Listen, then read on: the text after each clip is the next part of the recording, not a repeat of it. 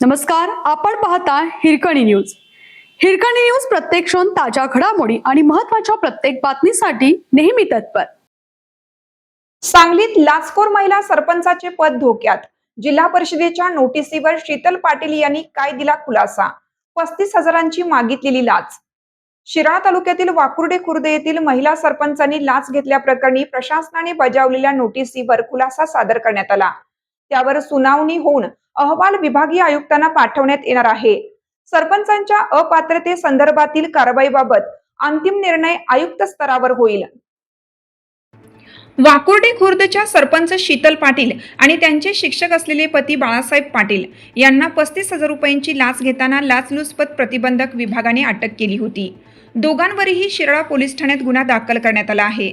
बाळासाहेब पाटील जिल्हा परिषद प्राथमिक शाळेत कार्यरत होते. या घटनेनंतर जिल्हा परिषदेने त्यांना निलंबित केलं आहे. जिल्हा परिषदेचे सरपंच शीतल पाटील यांना म्हणणे मांडण्यासाठी नोटीस जारी केली होती. त्यांनी म्हणणे सादर केलं आहे. जिल्हा परिषदेने त्यांना लाच प्रकरणी अपात्र का करू नये अशी नोटीस दिली होती.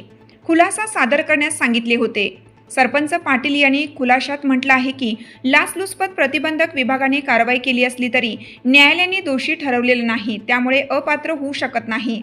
अपात्रतेची कारवाई करू नये. सरपंचांच्या खुलाशाबाबत प्रशासनाने सांगितलं की सरपंचांचा खुलासा लाचलुचपत प्रतिबंधक विभागाचा कारवाईचा अहवाल, पोलिसांनी केलेल्या अटकेच्या कारवाईची कागदपत्रे विभागीय आयुक्तांकडे पाठवण्यात येतील. त्यांच्या सूचनेनुसार सरपंच पाटील यांच्या खुलाशावर सुनावणी होईल. त्याचाही अहवाल विभागीय आयुक्तांकडे पाठवण्यात येईल.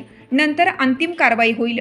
वाकुर्डे खुर्दच्या सरपंचांना खुलासा सादर करण्याची नोटीस बजावली होती. खुलासा जिल्हा परिषदेकडे सादर केला आहे. सुनावणी होऊन त्याचा अहवाल विभागीय आयुक्तांकडे पाठवला जाईल.